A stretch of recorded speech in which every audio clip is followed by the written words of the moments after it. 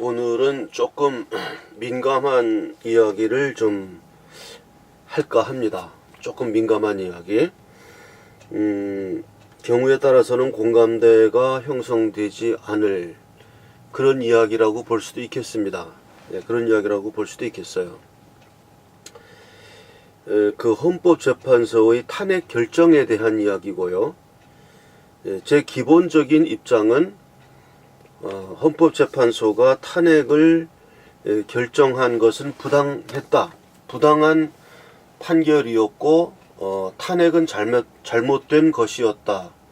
라고 저도 생각합니다. 저는 그렇게 생각하는 사람입니다. 이 점에 있어서는 오해가 없기를 바랍니다.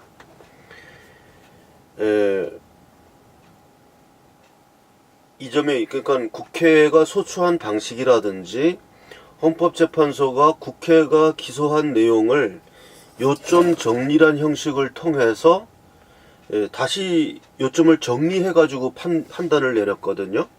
그거는 말이 안 되는 얘기를 한 겁니다. 그거는 헌법적 절차가 아니었죠. 그거는.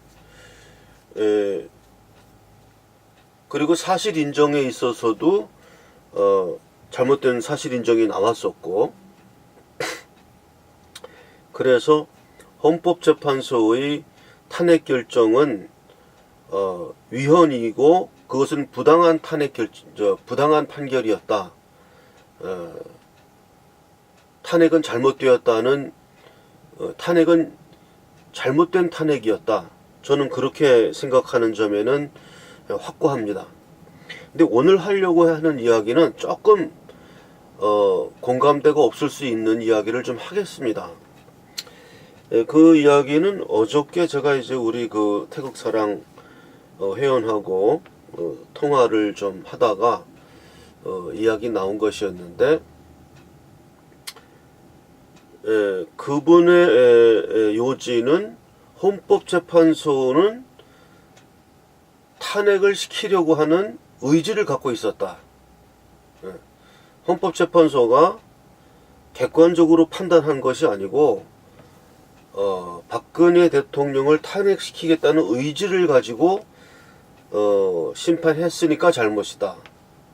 그 의지는 어떻게 났느냐? 3월 10일이라는 시한을 못 박아놓고 그때까지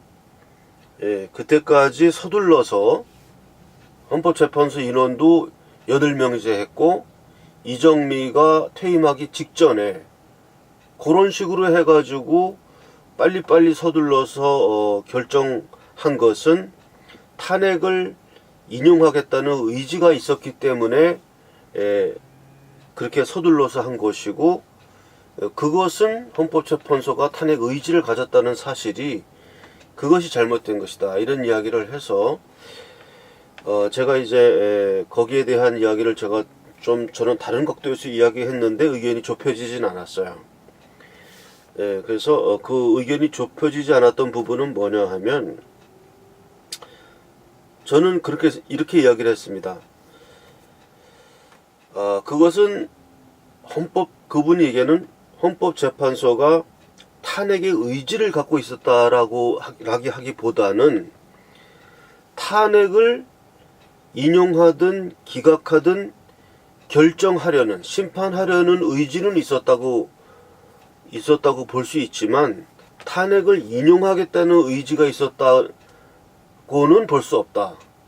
좌우간 가부간 결정 내리겠다는 의지로 봐야 된다. 왜 그러냐 하면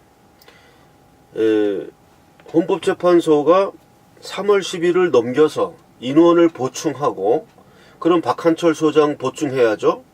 그러면 새로 들어온 헌법재판소 소장은 또 사건을 처음부터 다시 또 읽어봐야 되잖아요. 본인이. 그러려면 최소한 한 2달은 걸리고, 이정미 퇴임된 다음에 다시 또 신임 헌법재판관 들어와가지고 그 사람이 또 사건 파악하려면 한 2달간은 또 그 공부를 해야 된단 말이에요. 자료를 읽어야 된단 말이에요. 그러면 한 넉 달 정도 지나간단 말입니다.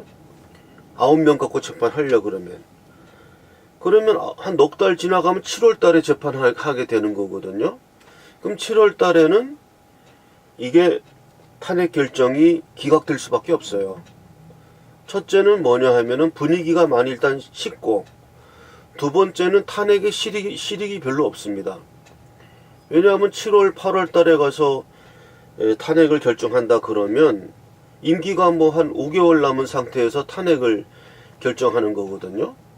그렇게 되면은 실익이 없는 탄핵을 하는 거예요. 5년 아니 5개월 5개월 남기고 한 4, 5개월 남기고 탄핵해버리면 이게 뭡니까?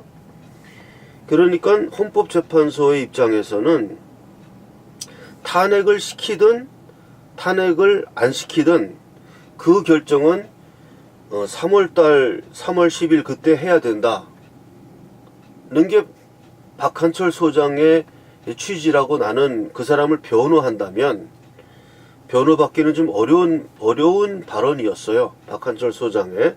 또 이정비도 마찬가지고. 그러나 굳이 그 의견을 변호하려면은 그러한 취지였다. 탄핵을 기각하든 인용하든 결정하려면 3월 내로 해야 되는 거지. 그걸 넘어가 버리면 이제는 탄핵의 실익이 없어지고 그냥 탄핵을 기각시키는 결정으로밖에는 갈 수밖에 없다. 그래서 헌법재판소는 부랴부랴 3월 달에 그 결정을 내린 것이다. 저는 그렇게 이야기를 했습니다. 만약에 헌법재판소가 제가 말한 대로 이야기를 대면서 그래서 우리는 3월 10일 날 결정을 할 수밖에 없었다, 이렇게는 얘기를 못하죠. 예. 제 생각은 그렇습니다. 제 생각은 그랬기 때문에 3월 10일 날 결정을 했다. 물론 제가 이 헌법재판소가 결정을 잘했다는 뜻은 아닙니다. 잘했다는 뜻은 아니고, 또 정규재 펜앤마이크에 의하면은 일주일 전에 헌법재판소가 딜을 했었다. 우리가 모조리 만장일치로 탄핵시킬 거니까 그 전에 자진해야 하십시오 라는 딜을 했다고 하는데, 그거 자체로 말이 안 되는 범죄 행위죠. 예, 그거는. 제가 하는 이야기는 그러한 것이 없었다는 가정하에서 이야기하는 겁니다. 순전히 원리적으로 그러한 비리 사실도 없었고 그냥 깨끗하게 정말로 판단을 했다고 한다면, 그것이 만장일치든 뭐든 간에 했다면은 그것은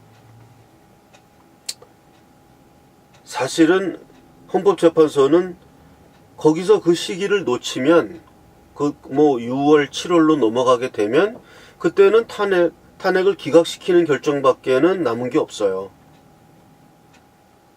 실제적으로 그때 가서 탄핵을 인용할 수가 없는 겁니다. 그 3월달 임기를 한 1년 남기고는 탄핵의 실익도 있고 하지만 7월 8월 이렇게 돼버리면 이제 임기가 한 4개월 이렇게 남은 상태에서, 그럼에도 불구하고 탄핵을 했다 그러면 이상한 꼴이 되고 탄핵의 실익이 없고 또 기각할 수밖에 없는 거니까. 그리고 사실은 법적으로 하면 그렇게 돼야 돼요. 법적으로 하면은 탄핵의 실익이 없든 하든 간에 좌우간 인원이 8명 갖고서는 재판하면 안 되니까 9명 채우고 그 사람들 때문에 또 한 1, 2개월 더 늦어지고 이렇게 하면서 충분히 심판을 하게 하는 겁니다. 해야 되는 겁니다. 그렇게 하라고 하는 겁니다. 법은 그렇게 하라고 하는 거예요. 그렇게 하면은 어떻게 됐냐, 어떻게 되었을 것이냐. 탄핵은 기각되었죠. 그렇게 했으면 탄핵이 기각되었죠. 그렇기 때문에 헌법재판소의 사실 이유는 우리가 3월 10일 날 기각이든 인용이든 결정을 해야만 우리가 결정하는 것이지, 이때 우리가 8명에서 9명 채우고 박한철 소장 것도 그 사람 것도 채우고 이렇게 해가지고 시간을 끌어서 5, 6개월 지난 후에 결정을 하게 되면 그건 결정한 게 아니지 않느냐. 그것은 이미 탄핵을 인용할 수 없는 상황으로 되어버리는 거 아니냐. 그러니까 우리는 그거는 결정을 안 한 거거든요. 결정을 안 하고 그냥 무조건 탄핵을 기각시킨 거니까 우리는 그렇게 할 수는 없다. 그러니까 지금 탄핵을 기각이든 인용이든 결정할 수 있는 지금 이 상태, 3월 10일 이정미 퇴임 직전, 그때에 우리가 결정을 내려야만 한다 라는 생각이 있었다고 나는 생각합니다. 나는 그렇게 생각합니다. 그러나 이런 이야기는 공개적으로 내놓고 할 수가 없는 거예요. 말이 안 된, 법적으로는 말이 안 되는 이유거든요. 법적으로는 이런 건 이유가 안 되고, 그러면 결혼을 보충해서 4, 5개월 후에 결정을 해야 되는 거예요. 그게 법입니다. 그것을 위배했죠, 헌법재판소가. 네. 법적으로 가는 걸 위배했죠. 법적으로 갔으면은 그때는 이제 탄핵은 기각밖에 안 남은 거예요. 인용을 할 수가 없는 겁니다. 그 상황에 가면. 그러니까 이런 이야기를 이 헌법재판소도 알고 있었던 것이고 국회도 알고 있었던 것이고 이 세 당사자가 모두 이러한 사정은 알고 있었지만 우리가 서로 심중으로는 다 알고 있지만 겉으로 내놓고는 얘기 못하는 거예요. 헌법재판소는 그래서 우리가 지금 결정해야 된다. 이렇게 얘기를 하면 그게 유지가 되겠습니까? 공격받죠. 그러니까 실제로는 그게 이유인데 내놓고 이야기를 할 수 없는 겁니다. 그 이야기는. 상대편도 마찬가지고요.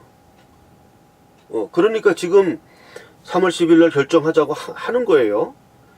그 이유는 지금 제가 말씀드린 대로 그 시간을 놓쳐버리면 그 다음에는 탄핵을 기각시키는 것밖에 없기 때문에 3월 10일 날 해야 되는 겁니다. 사실은 이게 법적인 이유는 아니지만 그 상황에 맞는 사실적인 이유예요. 근데 그 사실적인 이유를 누구도 입 밖에 낼 수는 없는 거였습니다. 사실은 그건데. 그러니까 다른 이유를 들면서 박한철 소장은 이정미 그 양반이 퇴임하기까지 전까지 결정을 내려야 된다. 이렇게 이야기를 했고, 또 헌법재판소 자체도 여러 가지 이런 변수가 많이 있는데 그런 것까지 다 감안한다면 어떻게 결정을 내릴 수 있느냐. 8명이서 결정을 내릴 수 있다. 그렇게 이야기를 또 했고. 그러나 이제 그 탄핵을 기각시켜야 된다 하는 변호인의 입장이라 이런 데서는 원칙대로 가자 얘기한 거죠. 원칙대로. 그 결혼된 헌법재판관을 보충하고 그래서 9명으로 만들어서 그렇게 제대로 된 재판을 하자. 그게 법적인 거죠. 그 명분이 서는 얘기죠. 명분이 서는 얘기고 거기에는 반사적 이익이 있죠. 그렇게 원칙대로 가면은 탄핵은 기각되는 거죠. 탄핵을 인용할 판단을 할 수가 없게 돼요. 그 시기적으로. 다 임기 몇 개월 남기고 탄핵을 시킨다? 그거는 말이 안 되죠.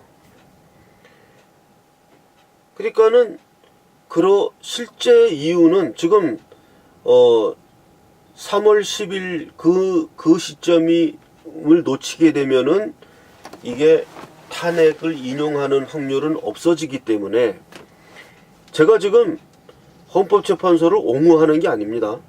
옹호해서 헌법재판소가 탄핵을 인용하기 위해서 3월 10일 날 했다 이런 주장이 아닙니다. 그런 주장하는 게 아니고 헌법재판소를 변호하자면 나는 헌법재판소 편이 아니에요. 헌법재판소가 탄핵 결정 내는 것은 잘못된 결정이라고 나는 생각하는 사람이에요. 근데 이 부분 3월 10일 날 앞당겨서 한 것은 헌법재판소가 잘못한 것이다 라는 그 주장에 대해서는 거기에 대해서는 헌법재판소를 내가 변호할 수 있다는 얘기죠. 법적으로는 변호할 수가 없어요. 법적으로는 헌법재판소는 그 보충 인원을 해가지고 충분히 7월달이든 8월달이든 충분히 심의를 해서 탄핵을 결정해야 하는 것입니다. 그게 법입니다. 그렇게 하면 당연히 그건 탄핵은 기각될 수밖에 없는 거예요. 그렇기 때문에 헌법재판소는 그것은 이미 결정한 것이다. 탄핵을 기각하는 쪽으로 결정을 내리는 것이라고 생각한 거죠. 그 결혼된 인원을 보충하면서 시간을 넘어가는 행위 자체는 그것 자체가 이미 탄핵을 기각시키는 결정을 하는 거기 때문에 우리는 그렇게 하지 않겠다. 지금 탄핵을 기각할 수도 있고 인용할 수도 있는 이 시점, 그 시점이 3월 10일로 본 거예요. 그것이 박한철이 말한 그때 이정미가 퇴임하기 전까지는 결정 내려야 한다라는 취지는 그거였습니다. 헌법재판소가 탄핵을 인용할 수도 있고 기각할 수도 있는 그 마지노선이 언제냐? 그게 3월 달이라는 거죠. 예, 그 기간을 넘어가게 되면 이제는 탄핵 인용의 가능성은 없어지기 때문에 결정을 우리는 그렇게 내리면 안 된다. 저는 지금 아주 공정하게 이야기를 하는 겁니다. 헌법재판소가 그러면 한쪽의 가능성은 아예 없는 거고 기각만 있는데 그쪽으로 가서 결정하면 되겠느냐. 그래도 탄핵을 인용할 수도 있고 결정할 수도 있는 이 반반의 상태는 어디까지냐. 그게 이정미 퇴임하기 전 그 3월 10일 그 시점이라는 거죠. 그렇게 판단을 한 겁니다. 박한철 씨가. 저는 뭐 박한철 소장을 변호할 마음은 없어요.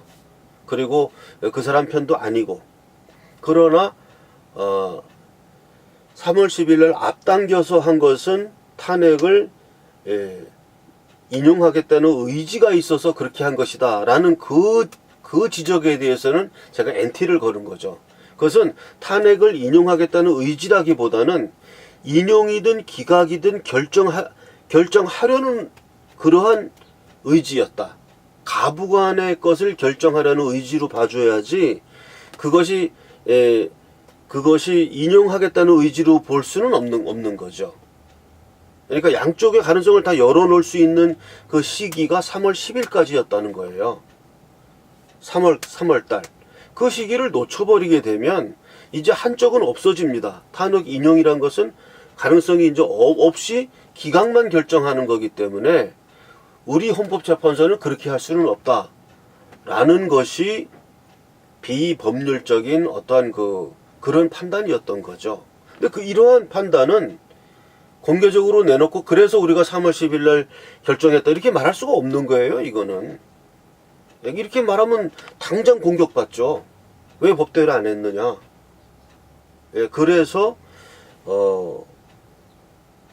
저는 헌법재판소를 뭐 변호할 생각은 전혀 없는 사람인데 이 점 3월 10일 날 8명을 가지고 재판한 그 점에 대해서는 비법률적인 고려가 들어간 판단이었다. 그러니까 법적으로는 잘못된 거예요. 법적으로는 탄핵을 인용할 수 있는 가능성이 없어지더라도 탄핵을 기각할 수밖에 없는 상황으로 들어가더라도 그렇게 해야 되는 겁니다. 법적으로는. 새로운 인원을 채우고 9명을 만들어서 그 사람들에게 심리할 시간을 또 주고 해가지고 8월달이나 뭐 9월달이나 이때쯤 가가지고 결정을 내려야 하는 것이 그게 맞는 것입니다. 그게 맞는 거였어요.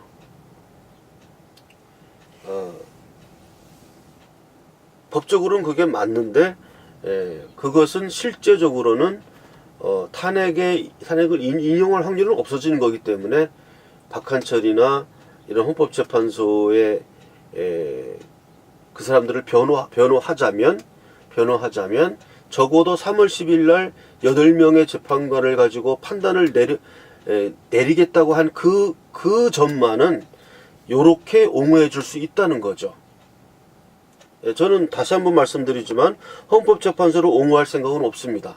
헌법재판소의 탄핵 결정은 잘못된 것이었다고 나는 그렇게 생각하는 사람입니다. 그렇게 생각하는 사람이고 더욱이 지금 뭐 페넨마크에서 그걸 밝혔어요. 뭐 일주일 전에 딜을 했다. 이건 말이 안 된 얘기죠. 그런 것을 가지고는 헌법재판소를 우리가 단죄할 수 있지만 지금 얘기한 요 문제 3월 10일 날 8명 갖고 부랴부랴 판단했던 그 문제만큼은 가부관을 50대 50으로 50대 50에서 가부관을 결정짓겠다고 하는 그러한 고심이 들어간 판단이라고 우리는 봐줄 수는 있다. 예, 봐줄 수는 있다. 법대로 해버리면은 그거는 무조건 탄핵 기각으로 가는 거였으니까. 그리고 개인 간의 이런 소송 같은 데 경우에는요, 그렇게 되는 경우가 많아요. 법대로 해가지고 원고가 뭐 재판은 이겼는데 아주 늦게 이겨가지고서는 회사는 다 넘어가고 다 뺏긴 상태에서 판결문만 받아서 손해보게 되는 이런 경우는 많습니다. 예, 법이란 것이 안정성을 추구하다 보니까, 신중하다 보니까 시기를 놓치게 되고, 그래서 근데 원래는 법은 그렇게 하는 거죠. 예, 손해를 보든 말든 어쨌든 법적 절차와 신중한 기간을 거쳐서 해야 되니까 법은 그렇게 해야 되는데, 이거는 개인 간의 어떤 그러한 작은 문제가 아니고 국가가 걸린 문제였기 때문에 헌법재판소는 우리가 일방적으로 무조건 기각하는 쪽으로 갈 수는 없다. 시간을 끌면 기각하는 걸로 되는 거기 때문에 그렇게 결정할 수는 없다. 우리 헌법재판소는. 그러면 8명으로서 좀 불안정한 상태지만 여기서는 인용할 수도 있고 기각할 수 있는 이런 상황이니까 우리는 여기서 재판해야 된다. 이렇게 봐줄 수 있다는 겁니다. 적어도 3월 10일 날 8명의 부족한 인원을 가지고 판단했다는 그 사실만 갖고 공격한다면 그거는 이렇게 변호해 줄 수 있다는 뜻입니다. 요 얘기만은. 예, 요거만 딱 잘라서 얘기를 하는 것입니다. 분명히 말씀드리지만 나는 헌법재판소의 탄핵 결정을 반대하는 사람입니다. 그 탄핵이 잘못된 판단이었다고 생각하는 사람이고 반드시 이것은 복권되어야 하고 헌법재판소의 그 박근혜 대통령 탄핵 결정은 나중에라도 정권 바뀌고 무효화시켜야 됩니다. 이것은 무효화시켜야 됩니다. 무효화시키고 그 보상이나 복권 방식을 어떻게 할 것이냐는 정치적인 어떤 타협으로 결정해야 되겠죠. 저는 그런 입장인 것은 분명히 밝혀둡니다. 그러나 3월 10일 날 그 8명이서 왜 판단했느냐에 대해서는 이렇게는 제가 말씀드린 대로 봐줄 수도 있다. 그런 뜻입니다. 오해 없기 바랍니다.